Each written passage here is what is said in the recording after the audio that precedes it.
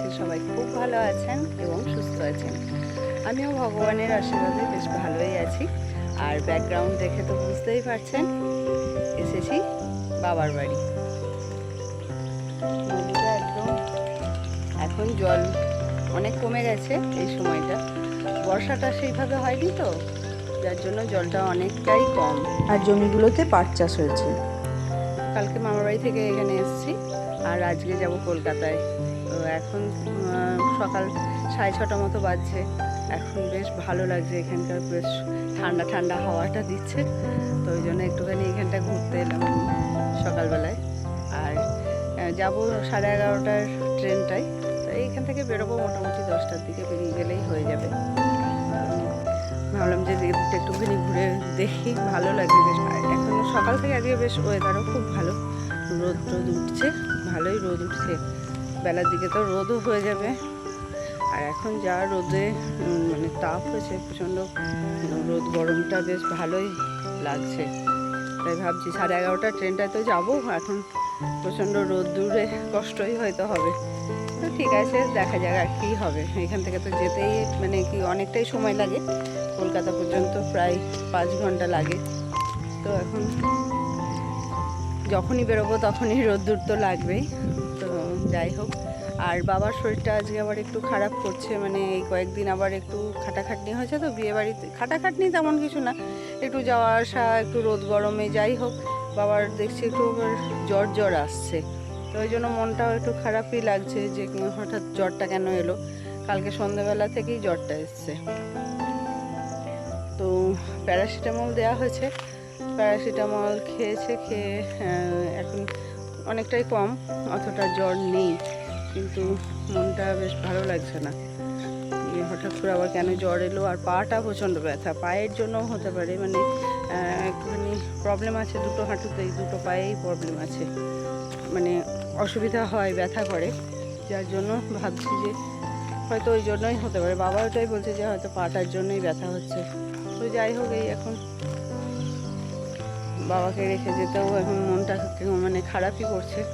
দেখি এখন আবার যদি বেশি বাড়াবাড়ি হয়, মানে জ্বরটা যদি একদমই না কমে, তাহলে তো আবার মানে ডাক্তারের কাছে নিয়ে যেতে হবে। বোন বাড়ি চলে যাচ্ছে, ও এসেছিলো কালকে আমাদের সাথে, তো ও এখন বাড়ি যাচ্ছে। তো চলুন, দেখা হচ্ছে আবার পরে। এখন মোটামুটি সকালে আমাদের ব্যাগ ট্যাগ তো গোছানোই আছে মোটামুটি, তবুও একটু গুছিয়ে নিই, তারপরে যাব। আর এখন একটু এখানটায় হাঁটাহাঁটি করে নিই, বেশ ভালো লাগছে আমার এখানে একটুখানি হাঁটাচলা করতে, খুব ভালো লাগছে। বাড়ি চলে যাচ্ছে ও আজকে, আমাদের ওখানে যাস? ঠিক আছে, আবার যাস, যাও। আর কিছুদিন পরেই তো আমাদের পুজো, এই যে এখানেও পুজো হয় এই জায়গাটাতে, এই যে এইখানে অম্বুবাচী পুজো হবে। তো তখন আবার আসার ইচ্ছা আছে কয়েকদিন পরে, দেখা যাক কি হয়। ও তো তৈরি হয়ে গেছে, আর ওর ছেলে বলছে এখন যাবে না। আমাদের সাথেই চল তাহলে। সোমনাথকে ফোন করতো, সোমনাথ এখন যাবে না, 9টা 8:30 9টায়। ও, তাহলে তুই এখানে দাঁড়িয়ে থাকবি এখন?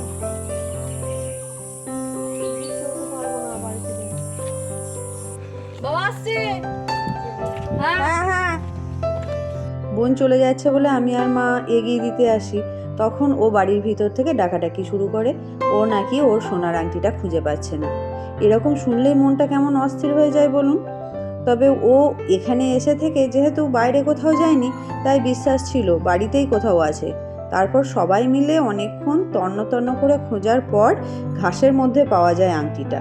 যেখানে মা অনেক ফুল গাছ লাগিয়েছে সেখানেই পাওয়া যায়। আসলে ওখান থেকে ফুল গাছ নেওয়ার সময় ও গিয়েছিল আমার সাথে, আর এইসব করতে গিয়ে আমাদের তৈরি হতেও বেশ কিছুটা দেরি হয়ে যায়। এখন তৈরি হয়ে গেছি, টোটো চলে আসবে আর 10 মিনিটের মধ্যে। এখন পৌঁছে গেছি স্টেশনে, ট্রেন আসতে বেশ কিছুক্ষণ দেরি আছে। আর এটা হচ্ছে কালীনগর স্টেশন। আমাদের বাড়ির কাছাকাছি 3টি স্টেশন রয়েছে, নবদ্বীপ, কালীনগর আর সমুদ্রগড়। আমরা যখন আসলাম মানে বাপের বাড়ি যখন যাচ্ছিলাম তখন দেখেছি সমুদ্রগড় স্টেশনে আমরা নেমেছিলাম। তো এই 3টে স্টেশনের মধ্যে কালীনগর স্টেশনটা হচ্ছে সব থেকে কাছে, কিন্তু এখানে যেহেতু কোনো মেল ট্রেন বা এক্সপ্রেস ট্রেনগুলো দাঁড়ায় না, সেজন্য এখানে খুব একটা আসা হয় না। আমরা সমুদ্রগড় স্টেশনটাতেই বেশি যাই, আবার কখনো দূরপাল্লার গাড়ি ধরতে হলে নবদ্বীপ স্টেশনে যাই। আর এবার বেরোতে বেরোতে দেরি হয়ে গেল বলে এখানেই চলে এলাম কালীনগর স্টেশনে।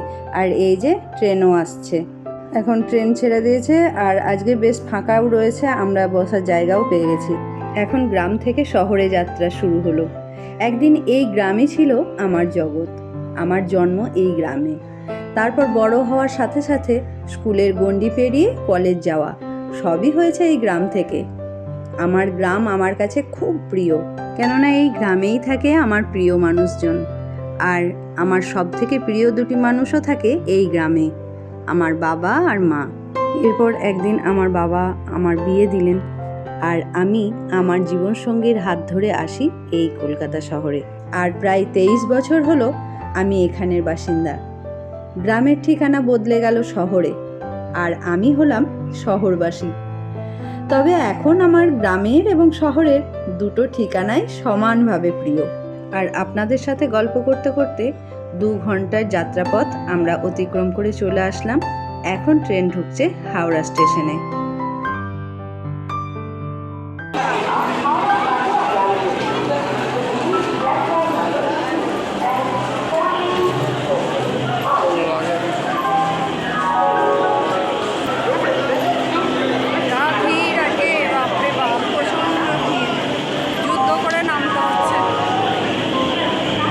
যখন আমরা ট্রেনে উঠেছিলাম তখন বেশি ভিড় না থাকলেও পরে পরে অনেক ভিড় বেড়ে যায়। হাওড়া স্টেশনে এসে গেটের কাছে তো মারাত্মক ঠেলাঠেলি শুরু হয়ে যায়, কারণ এই ট্রেনটাই আবার যাবে কাটোয়া। যাই হোক, আমরা বাসে উঠে গেছি এবং বাস হাওড়া ব্রিজের ওপর দিয়ে এখন যাচ্ছে। এখন আমরা বড়বাজারের মার্কেটের পাশ দিয়ে যাচ্ছি। আর দোকানগুলোতে বিভিন্ন জিনিস দেখে মনে হচ্ছে এখানের জিনিসগুলো কতই না সস্তা, কত কিছুই তো প্রয়োজন দেখতে পাচ্ছি, সেগুলো হয়তো ভাবি এসে কিনবো, কিন্তু কেনা হয় না। কিন্তু যতবারই এখান দিয়ে যাই দেখে মনে হয় হ্যাঁ এই জিনিসটা তো নিলে হতো, এখানে হয়তো অনেকটাই সস্তা পড়বে, এবং সস্তা হয়ও বড়বাজারে। এখন ঘড়িতে 2:10 মতো বাজছে, আর প্রচণ্ড রোদ্দুরের তাপ এবং একটা ঝলাস এসে লাগছে গায়ে। আমার শ্বশুরবাড়ি থেকে বাপের বাড়ি যেতে কিংবা আসতে 5 থেকে 6 ঘন্টা মতো সময় লাগে। আর এই গরমের মধ্যে প্রত্যেকবারই যেতে কিন্তু খুবই কষ্ট হয়। তবুও বাবা মায়ের কাছে যাওয়ার আনন্দটা সেই একই রকমই আছে, যেমন বিয়ের পরে ছিল। তবে এখন আর সেই আগের মতো অনেক দিন করে থাকতে পারি না। আগে যেমন বাবুর যখন স্কুলে ছুটি থাকতো সামার ভ্যাকেশনে কিংবা উইন্টার ভ্যাকেশনে, তখন গিয়ে 15-20 দিন করেও থেকেছি। কিন্তু এখন আর সেই জিনিসটা হয় না। এখন 2-4 দিন থাকলেই নিজের সংসারের জন্য টানটা অনুভব হয়।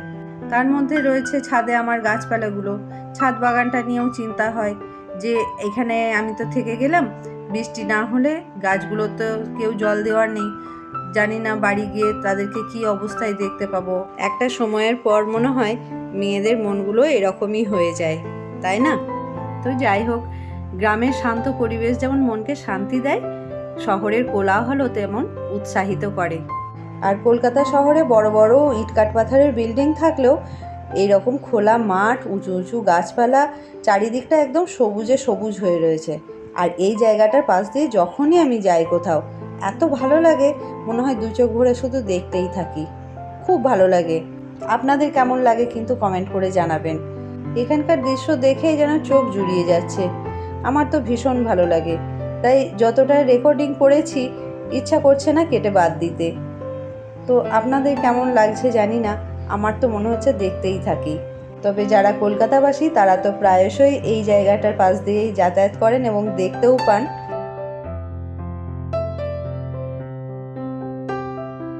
মাঝেরহাট ব্রিজ ক্রস করে এখন চলে এলাম বেহালা 14 নম্বর।